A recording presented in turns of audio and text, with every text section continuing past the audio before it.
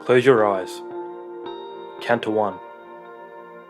That is how long forever feels. And that is what our existence is reduced to. And so this is not the story about how Earth became to be the planet of the apes. This is a story of a species' search for meaning and hope they could lighten the existential load.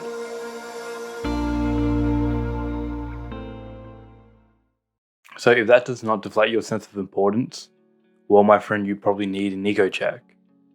But I do not think the existential load is a new discovery. I think this is something we have felt the weight of for quite a long time now. It was just that we did not have the understanding of the universe to see our past, present, and future with some degree of clarity. So what has become an uncomfortable feeling is now more of an uncomfortable truth. And for most of history, we have tried our best to escape from it. So, once more, let's rewind. 200,000 years ago, we see the first atomically modern humans. However, we expect to find modern humans like us about 70,000 years ago. During these years, we lived as hunter-gatherers, and we had religion, but not like how religion is today. By studying the religious structures of current hunter-gatherer tribes, we can see that all these tribes believed in animism, that all things like plants, animal, rock formations, and weather are connected through a vital force. The remnants of animism can be found all over the planet, from indigenous communities in Africa to the Americas to Asia and to Australia. It is very common to find communities all over the world practicing shamanism as well, including the above regions, but also have been found in Scandinavia, Europe, Japan, the Himalayas, and Southeast Asia. And so it is abundantly clear that humans ache to fulfill some sort of need that is provided through religious beliefs. And we do not need to look very far either. All around the world we find cave paintings of animals, plants, and people. Humans who lived in faraway lands that never had any contact with each other behaved in such similar ways. We found memories from 15,000, 30,000, and 40,000 years ago. And something that was common in all of them were negative hand paintings. We do not know if these were constructed for practical reasons or for spiritual reasons. But given that these tribes had to hunt, fix shelters, cook, make clothes, and find water, they still had time to make art, as if art was not optional for humans. And so I do not think it is a stretch to assume that these cave paintings had some sort of religious significance to all of these tribes all around the world. And it is a reminder to all of us just how similar we all are. But I find it fascinating that the belief in gods who play an active role in society was uncommon. Most tribes did not conjure a story of some omnipotent entity that ruled over all creation. Generally, if the cultures believed in gods, these gods were fairly weak. These gods did not watch over us and condemn us for our actions. We believed in an afterlife, but not in the sense that we go to a good place or a bad place. Instead, we believed that the soul, spirit, or maybe the personality of an individual survives beyond death. And so this suggests to me that the belief in gods weren't the most important part of religion. It was something else. Something that we all know, but something that we sometimes forget. But we'll get to that. Then, about 12,000 years ago, we built a place in the foothills of Anatolia, Turkey. You may have heard of Göbekli Tepe. This is considered to be the first temple that we have ever constructed. It consisted of large pillars over 6 meters high and 40 tons in mass. They carved art into these rocks of animals and other creatures. And we thought such an undertaking was impossible for humans at this time. This is also around the time that the last ice age ended and the period of the Holocene began, the geological era that we are in now. This moment in history is so distinctive that in 1993, Cesare Emiliani has proposed that we abandon the current Gregorian calendar for the Holocene calendar, marking this period as year zero, the start of the human era. And because I agree with this would be 0HE. At this time, we were still hunter-gatherers, and it took another 2,000 years for the agricultural revolution to spread. We start seeing small permanent communities popping up all around the world. But it wasn't until after the Bronze Age in 6500 that we start to see the formation of systematic religions. The birthplace of religion is regarded to be Mesopotamia, which encompasses modern-day Iraq, parts of Iran, Syria, and Turkey. From there, we see the rise of many religions all over the globe. Egypt, Persia, Mayan, Hinduism, Judaism, Greek, Roman, Confucianism, Taoism, Buddhism, Christianity, Islam. There have been so many religions in history. These are just some examples. But do we find it so surprising that each of these religions had a civilization or empire that rose along with it?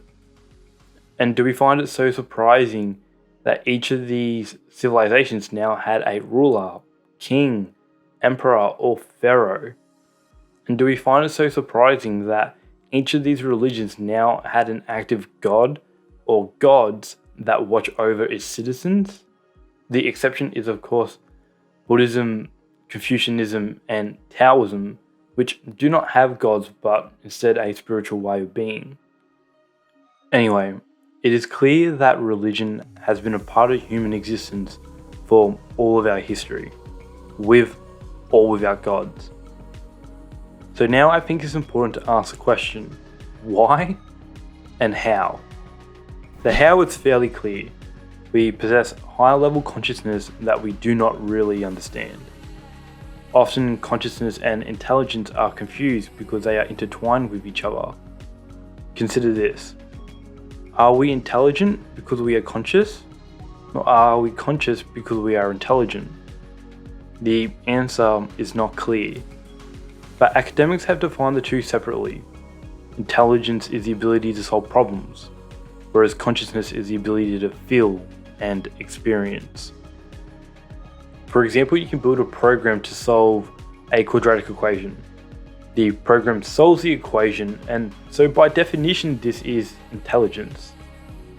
However, if we ran the program again and it replied, nah, I don't feel like it, well, that's consciousness at a very high level. And luckily for us, our algorithms don't have the capacity to feel at the moment. Through our highly complex consciousness, we have been able to form identities for ourselves, formulate stories, and share those stories with each other through language. This is how religion started, by telling stories that eventually people started to believe and practiced. It allowed us to have social cohesion that no other animal has ever had. And since we now had beliefs, we could cooperate to do unimaginable things. Things that do not really make much evolutionary sense. If the purpose of any species is to pass on its genes, then why do we build these massive structures of significance? The building of Göbekli Tepe, Pyramids of Giza, Angkor Wat, Machu Picchu, Stonehenge, the Moai of Easter Island, the terracotta soldiers of China would have took an absurd amount of time and energy and resources.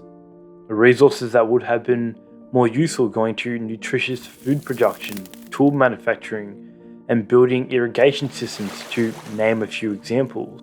These behaviours are extremely wasteful, and yet we see that the civilizations to have survived and expanded were the ones that were the most wasteful in this regard. And each one of these massive undertakings seemed to have been built for some religious significance. And it seems that this was only made possible because of our social cohesion and cooperation through our highly complex consciousness. But none of this actually explains why.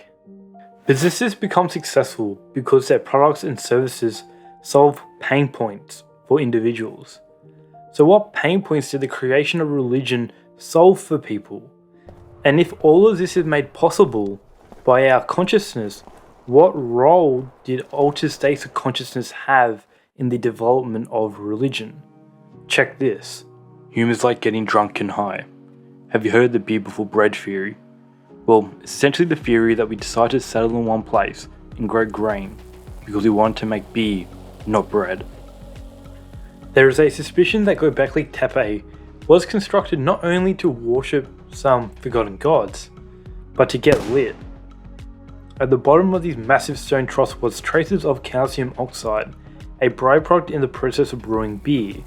So some historians think that these massive feasts and parties occurred here, potentially a part of a religious ceremony. But the evidence does not stop here. In ancient Egypt, there is a story of Ra, the supreme god, whilst angry at humans for something they have done, ordered the lion-headed goddess Hathor to annihilate humans. Partway through her rampage, Ra starts to feel sorry for humans, and convinces Hathor to drink a lank of beer dyed red from the blood of humans. She gulps it down and soon passes out. Thus, beer saved humanity. And we see other cultures participating in similar activities. For example, opium poppies have been used in the Mediterranean for 30,000 years. Peyote buttons and mescaline beans have been carbon dated to 6000 HE in northeast Mexico.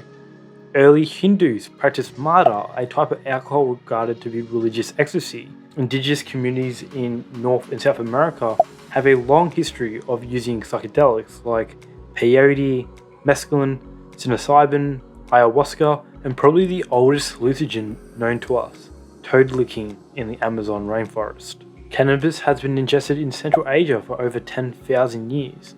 Indigenous North Americans have been chewing tobacco since 6000 HE. South Pacific Islanders have been drinking kava for at least 3,000 years, and in Australia, native Tasmanians have been fermenting sap from a cytochrome tree for thousands of years. And these dates are just what we have found. It is very likely people have been achieving altered states of consciousness through plants much earlier than this. Although not all cultures consume mind-bending plants, Buddhists, for example, try to enter similar states through years of practiced meditation. When we look at the chemical structure of these psychoactive compounds found within these plants, we see they have a strikingly similar structure to the chemicals found within our brains. Opioids found within poppies are very similar to endorphins. In fact, endorphins are referred to our body's natural opioid. Its function is to regulate pain and pleasure, which is exactly why we use opioids like morphine as pain medication. I do not think this is a coincidence, but a sign of coevolution between us and the environment we have evolved within. This is not uniquely human either. Bees, for example, seem to show a preference for plants that contain caffeine, and reindeer in Siberia have been observed to intentionally hunt for the Amatia muscaria mushroom. What's fascinating is that these plants are generally incredibly bitter and generally quite toxic. Bitterness is meant to be a deterrent for eating them, and yet they're still being consumed. There are some theories to why, but to my knowledge this remains a bit of a mystery. But in the case of us humans, I think there is a clear reason to why we have maybe been attracted to these altered states. These substances in years of meditation allows us to more easily turn off the analytical part of our brain. The part that is always calculating and is always overthinking. The part that makes us feel that we are stuck in our own heads. And as a result, we are able to experience the present moment without being plagued by incessant worries. We also see a boost in creativity and lateral thinking. At a first glance, you may think that none of that will increase the immediate survival of a person, but here we are wrong. When our prefrontal cortexes are taken offline, we are able to connect with each other more effectively. Whenever tribes have celebrations and consume mind-bending drugs, they do so as communities, not as individuals. As individuals, we are weak and scared, but as tribes, we are strong and brave. The religion, the shared belief, the stories that we told each other around a campfire provided us with the situation to bond with each other, to feel like that you belong somewhere, and that to these people you fucking matter. Since we loved each other, we would die for each other. Perhaps we didn't fight for ourselves or for some god, but to protect our family and our friends, the people who mattered most to us. I think the worst thing you can do to a person is to make them feel isolated and make them feel they do not matter. Because for most of human history, isolation was a death wish. While I fully believe this to be true, I'll be lying if I said this fully satisfies our search for meaning. Because I think there is something deeper going on here than just our desire to connect with people. In shaman traditions, these ceremonies were used in order to connect to the gods or spirit, or maybe even learn more about yourself. In the case of psychedelics, people are presented with an experience that may never have been unlocked without the aid of hallucinogens. People who have consumed a psilocybin mushroom often describe it as the single most impactful and meaningful experience they ever had. In some cases, a person's entire perception of self can change during the trip. And we cannot just ignore this either, because we see this practice popping up everywhere through our religious history. So there seems to be two different worlds. The physical world, like everything you are able to observe through your sensory inputs. Things like your body, your brain, your friends, your dog, your houseplants, and everything else that you see, smell, touch, taste, and hear. But then there is this other world that we cannot observe through our five senses. Things like imagination, dreams, and the mind. Things that seem to be wrapped up in consciousness. And somehow these psychedelics appear to be the bridge between the two worlds. Think about it. There is a physical substance we can observe in multiple ways. And once that substance is ingested, we can be transported to a place that we cannot observe. What that means exactly, I don't know. Maybe someday in the future we'll be able to explain this completely with neurology, but for now it feels unexplainable. And so I can explain the purpose of religion in the physical world through social cohesion and the desire to connect with people, but I cannot explain the desire for fulfillment in the unobservable world. I think it's important to remember that for most of history we were atheists. Well, at least atheists in the sense that we did not believe in the existence of an omnipotent deity. And now that a country becomes wealthier, more educated, and the active role of its government decreases, the population starts returning to being atheists. We see this happening in Scandinavian countries, but also in other developed nations like Australia, America, the UK, and other European countries. And these people are able to live rich and fulfilling lives that they are satisfied with. Okay, so I think we share stories with each other to bring some significance to our awareness of life and death. You know, I think the hunter-gatherers were focused on surviving to tomorrow, next week, or maybe even next year, but I doubt they would have been trying to plan their entire lives. Instead of thinking about everything, they would have just experienced it. Once the Ice Age ended, the Holocene began, and our first high societies were formed, maybe brought a sense of security. With security, we weren't fixated on our immediate survival, so we could bring attention to our lives. How can we live a good life? So far I have spent a lot of time talking about history, because I think it's important to understand where we have evolved from. It enables us to realize that the people who have come before us are not so different to us today. And by looking back, it provides an insight to how we are living our lives now. And that is the key focus of part 3 of the Existential Load. I'm going to talk about how all of this is relevant to you as an individual. But for now, I think that's enough. If you got to here, I really do appreciate you. Remain hopeful, and I'll see you in part 3.